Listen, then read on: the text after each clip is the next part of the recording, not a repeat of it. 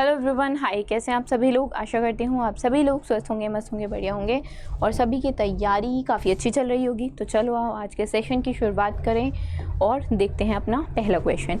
Which private life insurance company has launched India sector leaders fund to offer a sector specific equity fund? ठीक है, तो the answer is Ageas Federal life insurance company.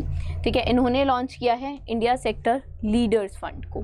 ठीक है, ताकि ये equity fund related services offer कर सकें। ठीक है, and this fund allow policy holder to invest directly into the domestic equities through life insurance product, and the fund is being launched at 10 rupee net asset value, and it will be available for limited period during the net fund offering by the July 14, right? It was available basically. The fund aims to deliver strong return by investing in leading stock of the BSE India sector leaders index. Next question पे चलते हैं। Who among the following has emerge as India's highest paid banker of the financial year 25? तो it is Sashidhar Jagdishan. Sashidhar Jagdishan जो हैं HDFC bank के managing director and CEO हैं और highest paid banker के तौर पे उभरे हैं। इनकी टोटल सैलरी जो है 12 करोड़ से भी एक्सीड कर रही है, marking a 12% rise from the previous year. Ashok Vaswani Kotak Mahindra bank के हैं, 13 करोड़ पे किए जाते हैं इन्हें, राइट। अमिताभ चौधरी CEO हैं एक्सिस बैंक के, इनकी 9.11 दैट इज 9.11 करोड़ की सैलरी है, right. And managing director and CEO of IDFC first bank V Vaidyanathan got 5.54 crore as the salary, right. आगे चलते हैं। SEBI securities and exchange board of India ने एक्सटेंड किया है the recognization of which of the following, the recognization of basically multi commodity exchange clearing corporation को they have recognized as the clearing corporation for 3 years in July 2025, and SEBI has made their tenure and it will remain effective from 2025 to 2028, and this will ensure uninterrupted clearing and settlement operations which are basically critical to MCX core trading system. and अगर आप बात करें MCXCCL जो एक wholly own subsidiary है Multi commodity Exchange of India Limited की, it plays a key role in ensuring smooth and secure cleaning and settlement of commodity traders. ठीक है, आगे चलते हैं। जुलाई 2025 में स्टेट बैंक ऑफ इंडिया ने अप्रूव किया है fund raising of Basel 3 compliant additional tier 1 and tier 2 bonds during the 26. These bonds will be issued in what currency?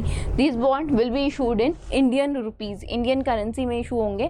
And State Bank of India ने अप्रूव किया है ये capital raising plan up to the 20,000 crore एक through Basel 3 compliant additional tier 1 and tier 2 bonds during the year 26, and this bank will issue the bonds to domestic investor in Indian rupees during the current financial year, that is subjected to the government basically things whenever necessary, and this primarily focuses on strengthening the bank's capability base rather than the financing pension और growth activities. आगे चलते हैं। Reserve Bank of India RBI ने revise किए हैं rules for agriculture small business loans against the gold silver and as the collateral in July 25।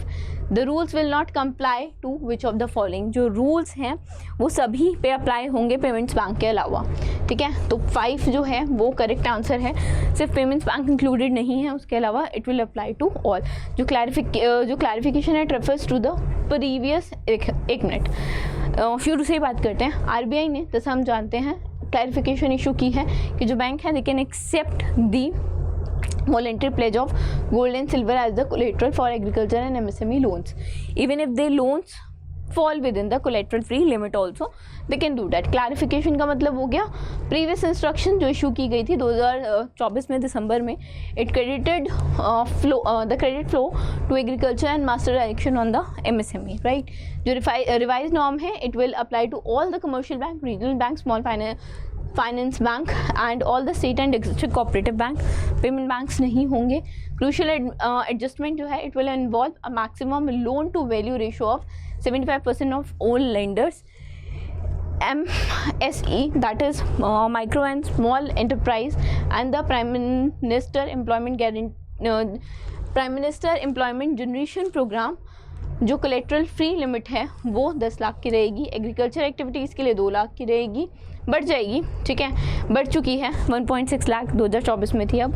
And this will make easier for farmers, small businesses, तो they can use their gold, their assets, silver, ताकि वो loan ले सकें। आगे चलते हैं। Which of the following institution expanded UPI pay now linkage platform to boost India Singapore remittance in July 2025? So it has been done by NPCI International Payments, obviously, right? And NPCI International Payments जो NPCI की National Payment Corporation of India की subsidiary है, they have done that, and the decision took effective from 17th of July also by the participating 19 banks. They have included it. Expanding network will allow users कि वो Singapore जो में है वो send कर सके रेमिटेंस टू अकाउंट जो India में है, that will are held with the lenders with the bank. Fund can receive through UPI Pay Now integration जो enable होता है real time cross border remittance transaction, जैसे आपने भेजा वैसे ही रिसिपेंट के बैंक में आ गया विद इन सेकेंड्स, ठीक है। आगे चलते हैं, नेक्स्ट देखते हैं। उस name identify the name of Taiwanese bank, उस ताइवानीज बैंक का नाम बताओ जिसने प्रपोज किया है to establish IFSC banking unit at GIFT City Gujarat. तो this is CTBC bank. CTBC bank ने बेसिकली ताइवान का largest private own financial institution है। It has applied for to international financial services centres authority to establish IFSC banking unit at GIFT City, and this decision has been has underscored the bank's growing interest in India's international finance sector, and this highlights the rise of GIFT City जो कि अभी काफ़ी बढ़ रहा है, ठीक है।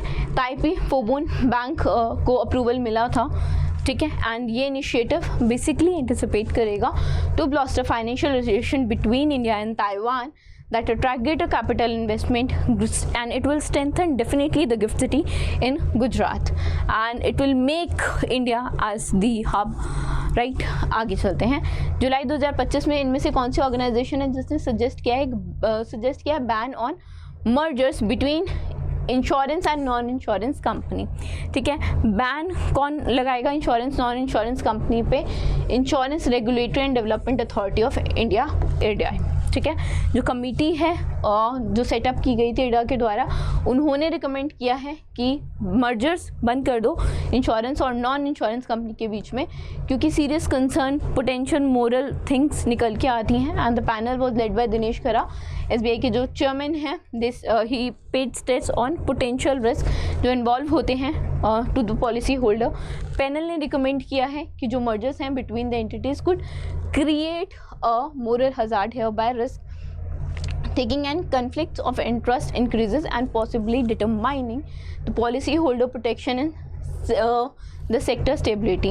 2025 में फरवरी में IRDA ने इस्टेब्लिश की थी 7 मेंबर्स की कमेटी, और चेयरमैन उसके दिनेश के खरा है, और ये रिव्यू कर रहे हैं और रिकमेंड कर रहे हैं changes to the insurance act of 1938। अब ऐसे भी पूछा जा सकता है कि ये जो चेंजेस हुए हैं, ये जो रिकमेंडेशन है वो किस एक्ट में चेंजेस के लिए हो रही हैं, ठीक है। तो क्वेश्चन को किसी तरह से भी मोल्ड करके आपसे पूछा जा सकता है। आगे चलते हैं। The amount of capital infusion has been approved by the cabinet committee on economic affairs for NTPC green energy arm, ठीक है। तो 20,000 करोड़ का जो अमाउंट है कैपिटल इन्फ्यूजन है वो अप्रूव किया गया है कैबिनेट कमेटी के द्वारा ऑन इकोनॉमिक अफेयर्स, ठीक है, NTPC लिमिटेड के लिए to invest 20,000 crore as the equity into the green energy venture. 7,500 crore limit जो है वो सिग्निफिकेंटली इंक्रीज हुई है, और जो इक्विटी इंक्लूजन है it will empower NTPC green energy limited to support the NTPC renewable energy limited